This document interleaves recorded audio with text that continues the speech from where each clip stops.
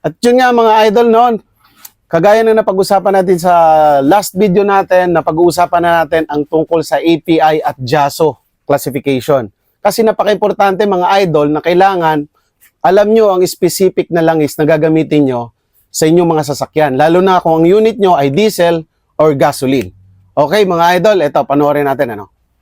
Well, eto nga mga idol, no, ito yung meron tayong langis na gagawin nating example para ma-discuss ko sa inyo kung ano yung dapat natin pag-usapan. Ano? Yan, like ito, si Petron. For example, si Petron, meron siyang nakalagay na EPI SD/CC. Okay? Yan ang pag-uusapan natin ngayon. Ito naman si Toyota, may nakalagay siya na SNCF. At si Xteer naman, meron siyang nakalagay SP. Ayan o, API SP. At si Xteer naman na HD7000, meron siyang nakalagay na API CI-4/SL ASEA E7. Tapos sa baba, meron siyang MB228.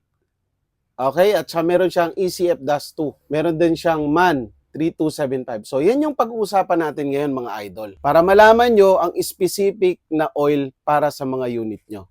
Okay? Let's go.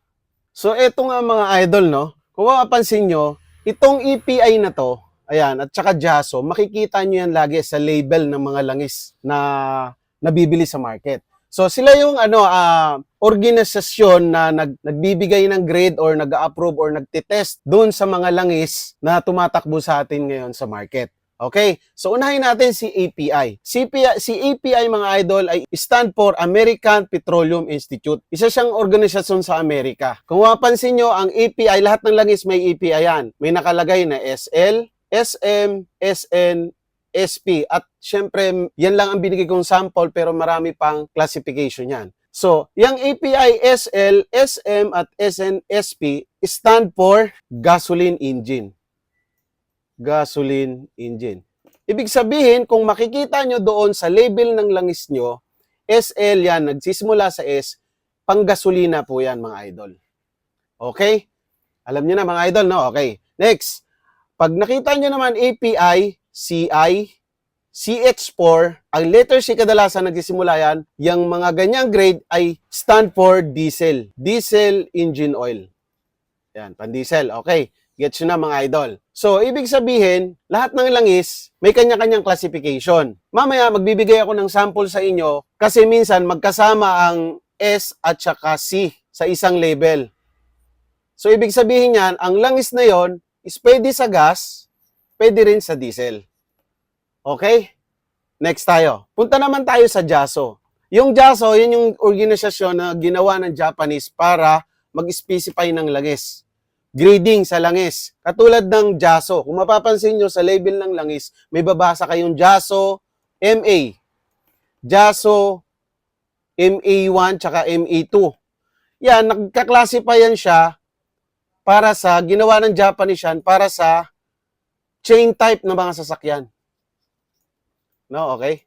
Chain type. Ibig sabihin, chain driven.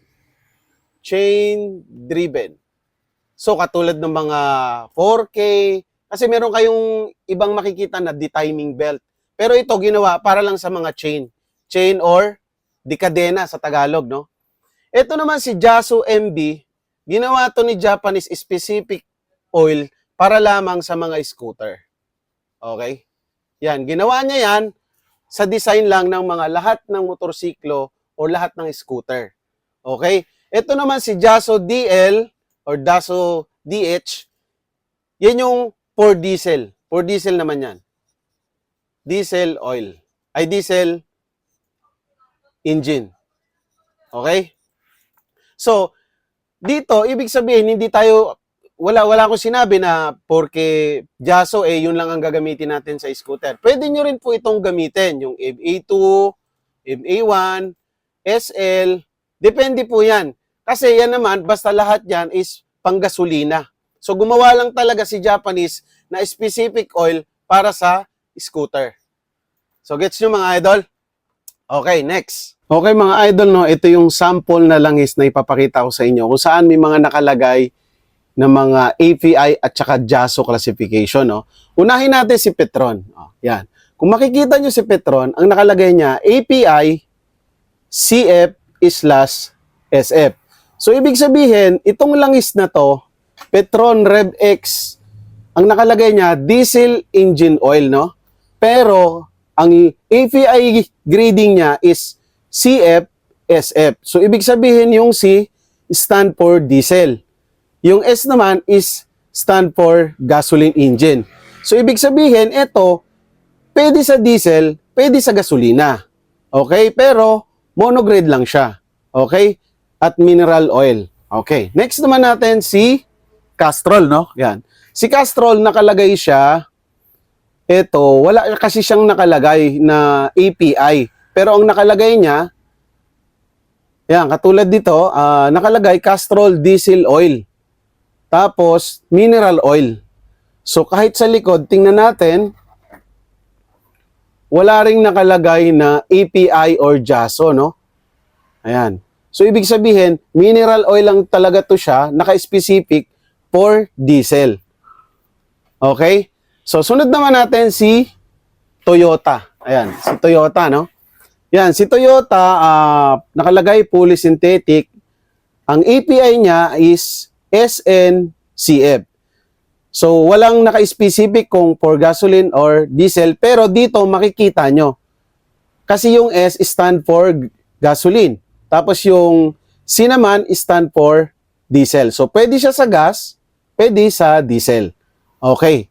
Dito naman tayo, kasi ito, yung Xtier, maraming nakalagay. Yan, no? Si Hyundai Xtier. Yan. Isa-isahin natin, no? Nakalagay sa kanya, CI-4. So, CI-4, ibig sabihin, naka-specific siya sa diesel. Pan-diesel siya. Okay? Nakalagay synthetic oil. Pero dito sa baba, nakalagay sa kanya, API CI-4/SL. So, ibig sabihin, pwede rin siya sa diesel, pwede rin siya sa gas. Pero, pagdating sa baba, meron ka ulit makikita na MB. Yan, di ba? Kung mapansin nyo doon sa sinabi ko kanina na JASO MB is designed for scooter. Yan, scooter mga idol. Ibig sabihin ito, pwede sa diesel engine, pwede sa gasoline engine, pwede sa scooter. Yan. Yung iba na yan, iba-ibang ano, pero binigay ko lang sa inyo mga basic. Kasi ito, pagtatalakayin pa natin yan, madami ng itchebureche tayong mangyayari. Okay, gusto ko lang ipaalam sa inyo yung basic, ano? So, gets nyo na mga idol, no? So, kailangan nyo lang talaga, tingnan yung level ng langis na bibili nyo para malaman nyo kung tama ba ito at sakto dun sa manual na recommended ng unit nyo. Okay. So, ayan mga idol, no? Sana may natutunan ulit kayo sa topic natin na napag-usapan natin ngayon. Abangan nyo puli ako sa ating mga susunod na mga videos. Marami pa tayong pag-uusapan para marami tayong matutunan, ma-share natin yung mga knowledge natin tungkol sa automotive. Napaka-importante niyan mga idol. Hindi tayo pwedeng basta-basta na lang magkabit ng mga anong pyesa, anong mga langis. Hindi pwede yung ano, dapat specific. Laging intact or laging recommended ng ating car dealer or brand ng sasakyan natin. Okay mga idol, God bless you all.